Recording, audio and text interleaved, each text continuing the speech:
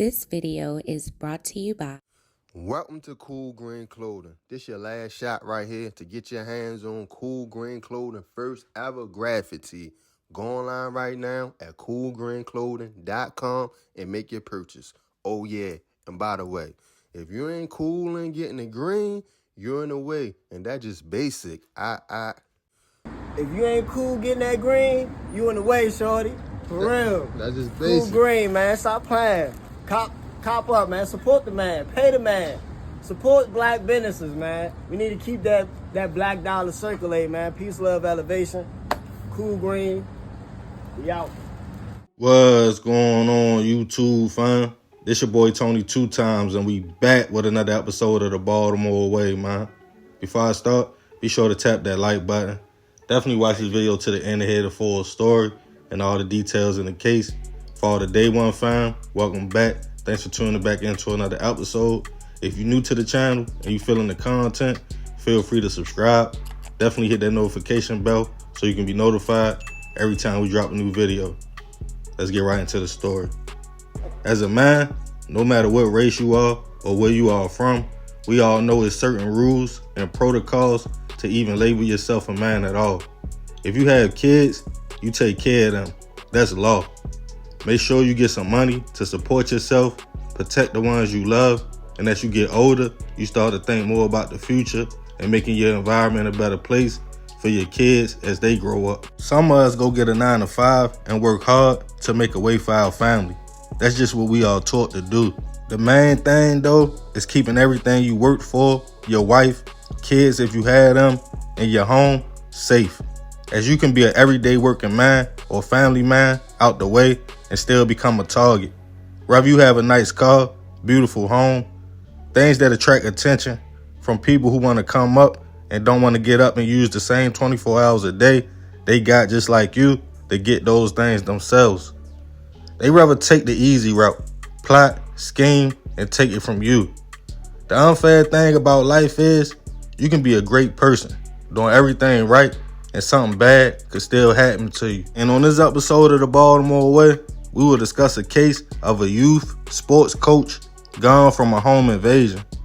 Back in 2019, 31-year-old Jordan Taylor was living a fulfilled life, working his way up from a camp director at the YMCA in Catonsville all the way up to the director of youth programs, including sports. Jordan started volunteering at the Y all the way back when he was in high school at Catonsville and grew a passion for his community and helping the future generation. Even leaving for college, going to get a degree in international affairs and history.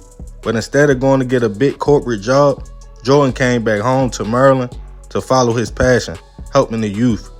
Over time, gaining the name Coach Jordan and the respect and love of all the kids outside of his family and siblings, the Y was his life. And it would get even more deeper when he met his wife there. The couple would be newlyweds in 2019 and looking for their first home together, in which they found a nice townhome on Clifton Avenue. Everything seemed good in Jordan's life. New home, wife, career he loved that made a difference in the community. Then on November 5th, 2019, it was a regular day. Jordan got up, headed to work, then returned home. Him and his wife, who we will call Tiffany, were relaxing in the living room, just watching TV, when they seen the doorknob twist and started hearing loud bangs at the door around 9:35 p.m. Jordan went to glance out the window to check it out and saw 3 men, 2 with masks on and 1 holding a gun. The men were saying, "Let us in." Jordan, trying to protect his wife, placed himself in front of the door as the men continued to kick and bang, trying to get inside. Seconds later, shots went off through the window and door, hitting Jordan. The men got inside and focused on Tiffany, asking, "Where is that?" claiming the couple had a safe. When she stated they had the wrong house, the men looked around for a minute before they realized she had already called 911. The men ran to a nearby car and took off. BPD was called to the 4800 block of Clifton Avenue. They got to the home to find Jordan suffering from multiple gunshot wounds. He was rushed to a local hospital, but unfortunately wouldn't survive his injuries.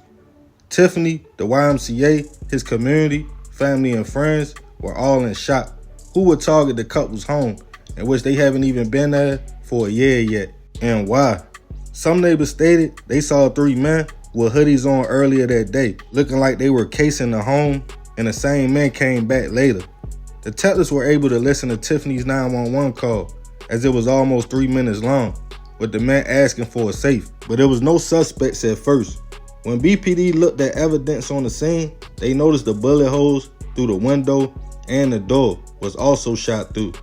Tiffany told them Jordan was trying to protect his home and her and keep the intruders from coming in. It was deemed a home invasion on the wrong home, as no safe was found in the house and Jordan wasn't into no illegal activity. The case seemed to be going cold before detectives got surveillance footage from someone in the neighborhood that showed 3 men lurking in the cut, looking like they were scoping out a particular house. Then moments after the shooting, the getaway car, a Honda CR-V, was seen leaving the neighborhood. Neighbors claimed that was the same vehicle they saw earlier that day and a few days before. The car was reported stolen almost a month earlier, and eventually it was found parked at a home in Baltimore County. Detectives would get prints off the steering wheel and on other items in the car.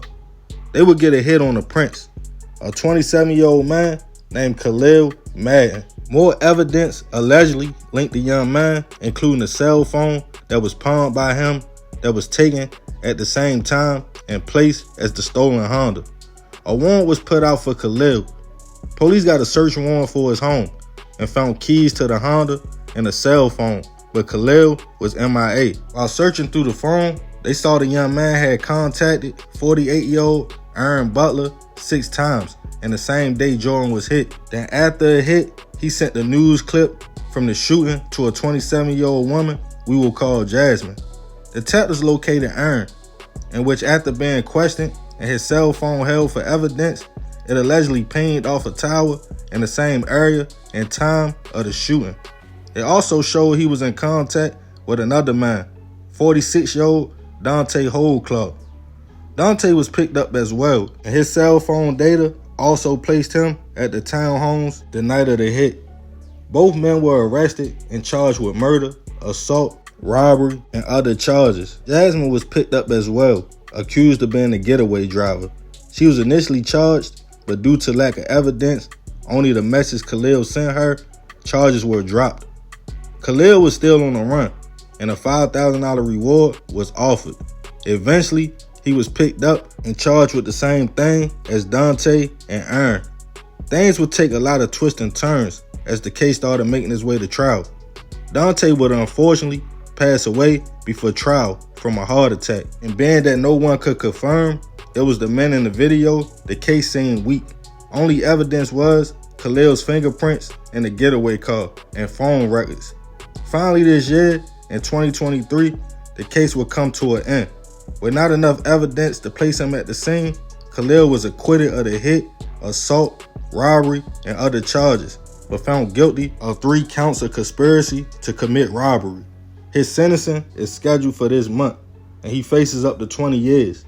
Aaron pleaded guilty to the hit and armed robbery, and also will be facing sentencing this month as well. The case was closed as a mistake of the wrong home that the men got the drop on. They left with no safe and nothing at all. Rest in peace to Jordan. I send my prayers and condolences to his family. I salute any man for being a man, uplifting the young people in his community, working hard to provide for himself and his family, and the night he left Earth, protecting his home and wife all the way to the end. It's crazy that wrong information could cause someone to lose their life and others to crash out for literally nothing. Life is not worth more than a false hope of a come up. But hey, that's the Baltimore way. Man, rest in peace to Jordan. I send my prayers to his family. Y'all let me know what y'all think about this situation in the comments. Definitely be respectful.